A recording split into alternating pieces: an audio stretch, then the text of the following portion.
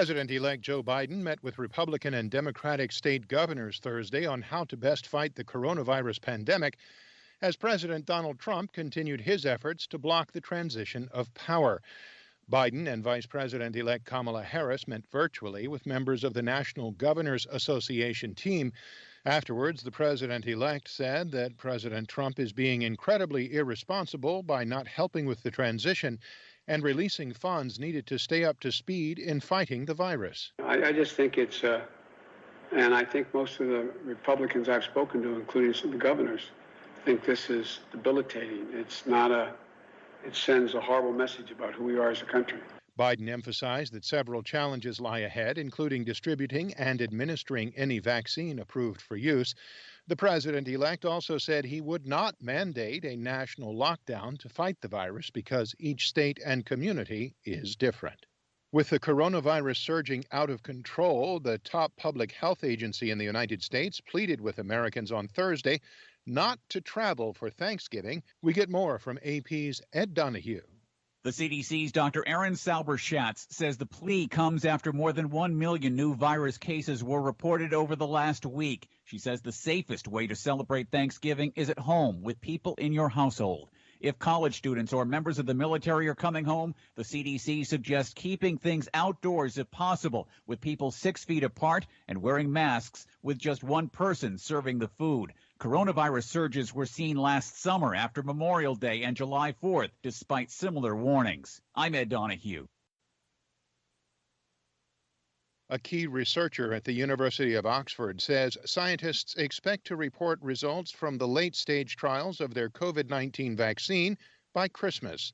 AP's Zaria Shackley reports. Dr. Andrew Pollard, an expert in pediatric infection and immunity at Oxford, says that the research was slowed by low infection rates over the summer, but the phase 3 trials are now accumulating the data needed to report results. He told the BBC he thinks they're getting close and it's definitely going to be before Christmas based on their progress.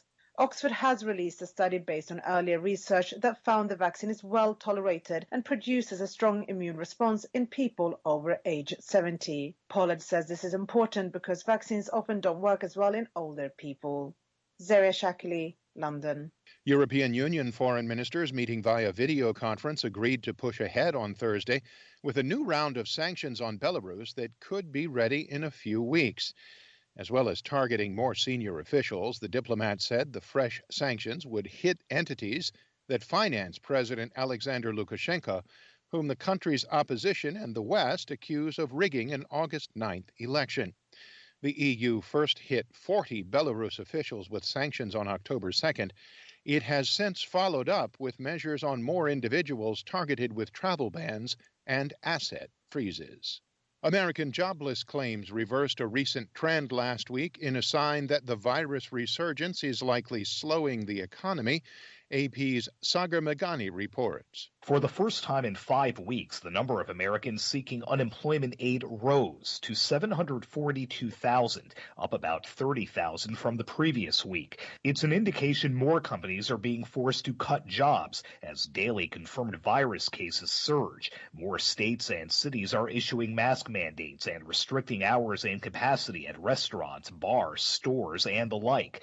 There's also evidence consumer confidence is falling, and Americans are pulling back on shopping, eating out, and other activities.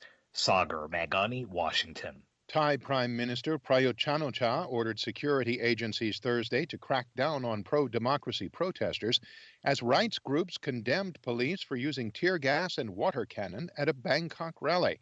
The country has been rocked since July by youth-led protests demanding a new constitution, unprecedented calls to reform the monarchy, and for Prayut to resign. Prayut, who seized power in a 2014 coup, issued a statement Thursday warning that protesters will be hit with the full force of the law. Meanwhile, the United Nations has called on authorities to show restraint.